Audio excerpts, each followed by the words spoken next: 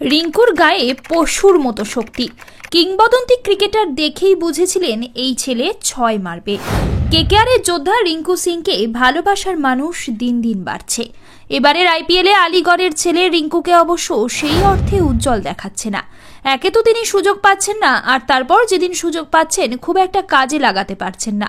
এবারের আইপিএলে ৮টি ম্যাচে খেলেছেন, তিনি করেছেন ১১২ রান, সর্বাধিক ২৬ রান। কিন্তু দেশ বিদেশের একাধিক প্রাক্তন ক্রিকেটার অবশ্য ভারতীয় নির্বাচন কমিটির উদ্দেশ্যে বার্তা দিচ্ছেন, টি-20 বিশ্বকাপের জন্য ভারতের টিমে যেন রিঙ্কু সিংকে রাখা হয়। তার শক্তি আজ নয়, বছর ৫ আগেই বুঝেছিলেন ভারতের এক কিংবদন্তি। সম্প্রতি ইন্ডিয়ান প্রিমিয়ার লিগে সোশ্যাল মিডিয়া সাইট এক্সে একটি ১ মিনিট ২৮ সেকেন্ডের ভিডিও শেয়ার করা হয়েছে, যেখানে ভারতের প্রাক্তন হেড কোচ রবি শাস্ত্রী কেকেআরের তারকা রিঙ্কু সিং এর শক্তির কথা ষাঁড়ের সঙ্গে তুলনা করেছেন। তিনি বলেন, আমি রিঙ্কু সিং এর সঙ্গে দেখা করেছি এবং ওর খেলা দেখে আমি ওর সম্পর্কে মন্তব্য করছি। তবে আমি যখন প্রথমবার ওর সঙ্গে দেখা করেছিলাম, ওর ষাঁড়ের মতো শক্তি ছিল।